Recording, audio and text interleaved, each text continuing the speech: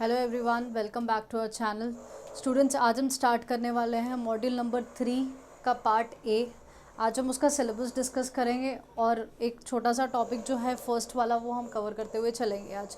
Let's start the topic that is module number 3 का part ए।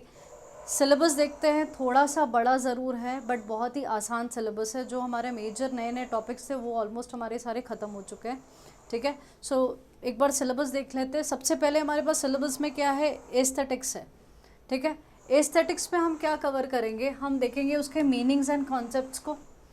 फिर हम उसको देखेंगे कि डिफरेंट डिफरेंट आर्ट फॉर्म्स में एस्थेटिक्स कैसा है। फिर हमारे डे टू डे लाइफ में एस्थेटिक्स का क्या रोल है। ठीक है, एस्थेटिक्स एंड नेचर का क्या relation and cultural variations, culture कैसे वेरी करता है ब्यूटी के परसेप्शंस में।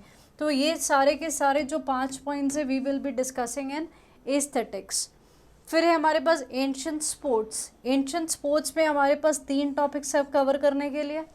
तो पहला टॉपिक क्या है कि स्पोर्ट्स जो एंशिएंट है वो कहाँ से और किस तरह फ्लरिश किया, डेवलपमेंट्स हम पढ़ेंगे इसमें। फिर देखेंगे डिफरेंट स्पोर्ट्स, जो ट्रेडिशनल स्पोर्ट्स है, गेम्स है वो एंशिएंट इंडिया की, वो देखेंगे। फिर अलग अलग जो फेस्टिवल्स है और टूर्नामेंट्स हैं इंडिया के, हम उसके बारे में भी पढ़ेंगे। फिर हमारा आता है next topic that is banking.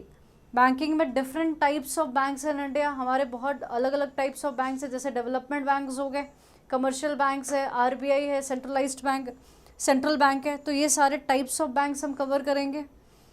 फिर कमर्शियल बैंक के फंक्शंस देखेंगे, बैंकिंग का क्या रोल है इकोनॉमिक एंड सोशल डेवलपमेंट में, वो हम पढ़ेंगे। फिर क्या क्या अपॉर्चुनिटीज़ हो सकती है बैंकिंग में, उसका डिटेल है। इमर्जिंग ट्रेंड्स इन बैंकिंग, तो बैंकिंग में आज के समय में क्या नए ट्रेंड्स चल रहे हैं, जैसे कि डिजिटलाइजेशन हो चुका है, वो सारी टॉपिक्स हम यहाँ कवर करेंगे। और अभी भी बैंक्स क्या है, बहुत सारी प्रॉब्लम्स फेस कर रहा है। ठीक है, तो वो सारी प्रॉब्लम्स जो है वो हम कहाँ डिस्कस करेंगे, that will be in problems of banking. तो जब हम बैंक्स की बात करेंगे सो वी हैव 2+2+6 टॉपिक्स हम बैंकिंग के अंदर पढ़ेंगे। नेक्स्ट हमारे पास आता है कृषि शास्त्र। कृषि शास्त्र का मतलब क्या है, एग्रीकल्चर से रिलेटेड बातें होंगी। तो हम देखेंगे कि रोल ऑफ कृषि इन इंडियन इकॉनमी। तो इंडियन इकोनॉमी में क्या रोल है कृषि का, मतलब कल्चर का, एग्रीकल्चर का। फिर क्या है, क्या चैलेंजेस फेस करता है इंडियन एग्रीकल्चर, क्या क्या करियर्स हो सकते हैं एग्रीकल्चर में। ठीक है, और क्लाइमेट चेंज क्या इम्पैक्ट डालता है एग्रीकल्चर में, government policies and agriculture developments in India. तो ये सारी की सारी जो आप 5 टॉपिक्स देख रहे हो that will be covered in Krishi Shastra. Next topic we have is linguistic. Linguistic में हम देखेंगे उसके मीनिंग्स एंड इम्पोर्टेंस, क्या प्रॉब्लम फेस की जा रही है इंडिया में, ब्रांचेस क्या क्या है, और कुछ फेमस पर्सनालिटीज़ हैं इंडिया की जो एंशिएंट टाइम से रिलेटेड है। वो सारी की सारी चीज़ें हम लिंग्विस्टिक में कवर करेंगे। That means these 4 topics will be covered under linguistic. उसके बाद हमारे पास है टैक्सेशन। टैक्सेशन का मतलब क्या होता है, टैक्स लगाना, मतलब रेवेन्यू किस तरह आएगा गवर्नमेंट के पास। तो role of taxation in economy, income tax देखेंगे, income tax system in India. फिर कॉरपोरेट टैक्स की बातें करेंगे। फिर ये हो गया आपका GST, tax payer rights and responsibility, जो टैक्स पे करता है उसके राइट्स क्या है, उसकी रिस्पॉन्सिबिलिटी क्या होती है, वो सारे हम देखेंगे। Then we have taxation and environment, ये दोनों का क्या रिलेशन है, और क्या क्या आज के दिनों में भी टैक्सेशन में प्रॉब्लम्स आ रही है इंडिया में, वो सारी चीज़ें हम यहाँ पर डिस्कस करेंगे। So this is a huge topic to be covered. फिर आता है स्ट्रैटेजिक स्टडीज़। स्ट्रैटेजिक स्टडीज़ में एलिमेंट्स है इसके इम्पोर्टेंस है, डेवलपमेंट सिंस एंशिएंट टाइम्स। ठीक है, फिर इंटरनल सिक्योरिटी चैलेंजेस क्या क्या है, डिफेंस डिप्लोमेसी इंडिया की, और फिर काउंटर टेररिज्म स्ट्रैटेजी इंडिया की, ये सारी चीज़ें हमारी यहाँ डिस्कस होंगी। Then we have trade and commerce, जिसके हम elements, role and problems discuss करेंगे। And the last part is yoga and wellbeing. Yoga and wellbeing में हम क्या देखेंगे, बेनिफिट्स ऑफ योगा, योगा के क्या क्या बेनिफिट्स हैं हमें। फिर हम क्या देखेंगे कि योगा किस तरह हम स्ट्रेस मैनेजमेंट में यूज़ करते हैं, क्या क्या टेक्निक्स है योगा की वो, और क्या क्या स्टाइल्स है योगा के, डिफरेंट स्टाइल्स ऑफ योगा, और प्रिंसिपल्स ऑफ योगा एथिक्स। तो ये सारी की सारी चीज़ें हमारा किसका पार्ट है? That is the part of yoga and wellbeing. So there are approximate 10 topics we need to cover in module 3 का पार्ट ए में। सो दिस मॉड्यूल सबसे बड़ा मॉड्यूल है ये, बट बहुत ही आसान मॉड्यूल है ये। सो इसमें आपको परेशान होने की ज़रूरत नहीं है, आपने बहुत सारी चीज़ें पहले भी पढ़ी होंगी, ठीक है, बहुत सारे नाम भी आपने सुन रखे होंगे। तो ये यूनिट एक ऐसा यूनिट है या ऐसा मॉड्यूल है जहाँ पर आपको सिर्फ और सिर्फ रीडिंग लगाने की ज़रूरत पड़ेगी, ठीक है। सो एस्थेटिक्स की बात करते हैं। जो पहला टॉपिक है हमारा आज का, या मॉड्यूल 1 का, मॉड्यूल 3 का पार्ट ए जो हमारा है, उसका फर्स्ट टॉपिक है एस्थेटिक है। उसके अंदर जो मीनिंग एंड कॉन्सेप्ट्स है वो आज हम कवर करेंगे। सो meaning and concepts of aesthetics की अगर बात करते हैं तो एस्थेटिक का मतलब क्या होता है? Something related with the beauty, उसी को हम क्या कहते हैं? एस्थेटिक्स कहते हैं। सो एस्थेटिक्स किसका ब्रांच है? फिलॉसफी का ब्रांच है that explores the nature of beauty. तो ये क्या एक्सप्लोर करता है? ब्यूटी का nature of the beauty, art and taste, and इसका क्या रिलेशन है to perception and appreciation. Meaning देखते हैं। फिलोसफिकल इंक्वायरी है ये। Aesthetic is primarily concern with understanding what makes something beautiful. कोई चीज़ खूबसूरत है, वो क्यों खूबसूरत है, ये अंडरस्टैंडिंग कहाँ से डेवलप होती है? एस्थेटिक से डेवलप होती है। So aesthetic is primarily concern with the understanding what makes something beautiful और अपीलिंग। कोई चीज़ इतनी ब्यूटीफुल या अपीलिंग क्यों है?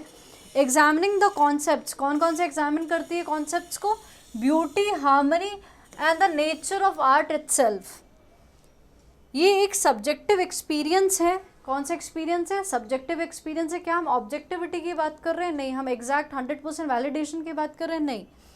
ये क्या है? सब्जेक्टिव एक्सपीरियंस है। It acknowledges that aesthetic judgments are often subjective. क्यों सब्जेक्टिव है? क्योंकि हर पर्सन के हिसाब से ये वेरी करता है, मतलब पर्सन टू पर्सन ये वेरी करेगा according to the individual preferences. उसके जो कल्चरल बैकग्राउंड होंगे, उसके जो इमोशनल रिस्पॉन्सेज होंगे, उस हिसाब से ये सारी की सारी चीज़ें क्या करेंगी? डिफ़र करेगी। क्योंकि कई बार हो सकता है आपको कोई चीज़ अच्छी लगी हो, ठीक है, मतलब आपको कोई चीज़ ब्यूटीफुल लग रही होगी, सामने वाले को शायद वो चीज़ ना लगे, हो सकता है उसके इमोशंस अलग हो, ऐसा हो सकता है, ठीक है। सो ये बहुत ही सब्जेक्टिव है, बहुत वेरी करता है ये पर्सन टू पर्सन। फिर आर्टिस्टिक क्रिएशन की बात करते हैं। Aesthetic also deals with the creation of arts and it's form. तो ये किस पे डील करता है? आर्ट फॉर्म्स जो हम देखते हैं ना, पेंटिंग्स वगैरह, ये सारे फॉर्म्स, स्कल्पचर्स हो गए, पेंटिंग्स हो गए, आर्किटेक्चर हो गया।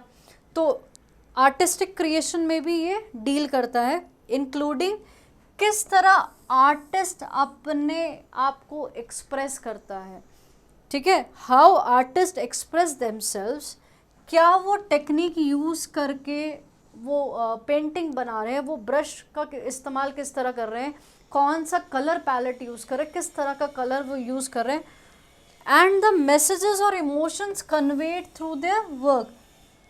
एंड उसके जो इमोशंस है, उसका वो जो बताना चाह रहा है वो अपने वर्क के थ्रू कन्वे कर रहा है। तो आर्टिस्टिक क्रिएशन में क्या क्या हम देख रहे हैं कि ये डील करता है किससे? Creation of art and it's form, जो कि आर्टिस्टिक अपने आप को एक्सप्रेस करता है, टेक्निक्स क्या यूज़ करता है, एंड कौन कौन से इमोशंस उसके कन्वे होते हैं उसके काम से। Then we have critical analysis. Critical analysis का मतलब क्या है? आप लॉजिकल वे से किसी चीज़ को सोचते हो या फिर उसको प्रॉपर एग्जामिन करते हो किसी चीज़ को, उसे ही बोलते हैं critical analysis. It involves critical analysis of the art work. जो भी आर्ट वर्क अवेलेबल है एंशिएंट टाइम के ले लो, कल्चरल आर्टिफैक्ट्स। आर्टिफैक्ट्स क्या होते हैं? वो टूल्स वगैरह होते हैं जो किसी कल्चर को आइडेंटिफाई करते हैं, ठीक है। तो पुराने ज़माने में बहुत सारी ऐसी चीज़ें हैं, ठीक है, जो कल्चरल आर्टिफैक्ट्स में आती है। एग्जामिनिंग देयर मीनिंग, उनके cultural context and impact they have on individual and society. तो उसे क्या करता है, क्रिटिकली ये एग्जामिन करता है, क्रिटिकली एनालाइज करता है। क्या एनालाइज करता है? It involves critical analysis of artwork and cultural artefact, examining उसका मतलब कल्चरल किस कॉन्टेक्स्ट क्या है, उसका कल्चरल कॉन्टेक्स्ट क्या है और क्या इम्पैक्ट वो डालता है इंडिविजुअल एंड सोसाइटी पे। Then we have historical and cultural context. Historical and cultural context की अगर हम बात करें तो aesthetics considers how notions of beauty and artistic expressions, किस तरह notions of beauty and artistic expression have evolve over time, तो किस तरह ये इवॉल्व हुआ है समय के साथ, and vary across different cultures and societies. तो आप देखोगे कि एक ब्यूटी का भी ना एक अलग अलग डेफिनेशन है। फॉर एग्जांपल पर्सनल ब्यूटी की अगर बात करोगे तो हर कल्चर पे इसका आंसर अलग होता है। जैसे कि हमेशा लोग सोचते हैं कि फेयर इंसान हो, प्रॉपर आईज उसकी हो, क्लीन रहे, मतलब उसके हेयर ऐसे होने चाहिए। तो ये सारे क्या है, वो कल्चरल वेरिएशंस की वजह से ही होता है, ठीक है। तो aesthetic considers how notions of beauty and artistic expression evolve over, किस तरह वो इवॉल्व हुआ है different different cultures different time period में। फिर आता है aesthetic experience, encompasses the experience of beauty or pleasure।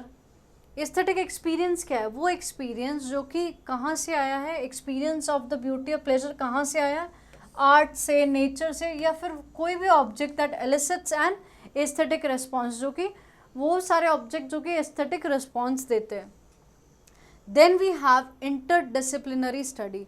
Aesthetic often overlaps with field such as psychology. अगर हम एस्थेटिक्स की बात करते हैं, अगर हम ब्यूटी की बात करते हैं, किसी चीज़ की ब्यूटी क्यों है, अगर हम उसकी बात करते हैं तो ये बहुत सारी चीज़ों को ओवरलैप करता है, बहुत सारी फील्ड्स इसमें इंक्लूड हो जाती है। जैसे कि साइकोलॉजी भी आती है इसमें, sociology, anthropology, literary theory, as it explores the broader implication of beauty and art in human life and society। क्योंकि ये जो इनका कॉन्सेप्ट है ये छोटा कॉन्सेप्ट नहीं है, ये बहुत ही ब्रॉडर कॉन्सेप्ट है, ठीक है। एस्थेटिक एक बहुत ही ब्रॉडर कॉन्सेप्ट है, इसीलिए ये डिफरेंट डिफरेंट फील्ड्स के हिसाब से भी हम देख रहे हैं, बहुत सारी चीज़ें इसमें इंक्लूड होती है। कंक्लूजन क्या है? Aesthetics delves into the nature of beauty, art and our responses to them, seeking to understand the principles behind. मतलब क्या हम कोशिश कर रहे हैं समझने की कि क्या प्रिंसिपल्स है उसके पीछे, what we find aesthetically pleasing और सिग्निफिकेंट। हम उसके रीजंस फाइंड आउट कर रहे हैं कि क्यों हमें ये चीज़ इतना प्लेजर दे रही है, क्यों हमें ये चीज़ इतनी खूबसूरत लग रही है, क्यों हमें इतनी ब्यूटीफुल लग रही है, ठीक है। So this was all about today's class. तो आई होप आपको आज की क्लास समझ में आई होगी। हमने सिर्फ एस्थेटिक का मीनिंग ही कवर किया है अभी तक, बाकी की सारी चीज़ें आने वाले हम लेक्चर्स में कंटिन्यू करेंगे। तो आज की क्लास में what we have discussed about the module third का पार्ट ए, हमने उसका पूरा सिलेबस हमने डिस्कस किया है। फिर हमने मीनिंग ऑफ एस्थेटिक्स देखा है, बाकी हम कमिंग लेक्चर्स में कंटिन्यू करेंगे ही, ठीक है। Thank you so much.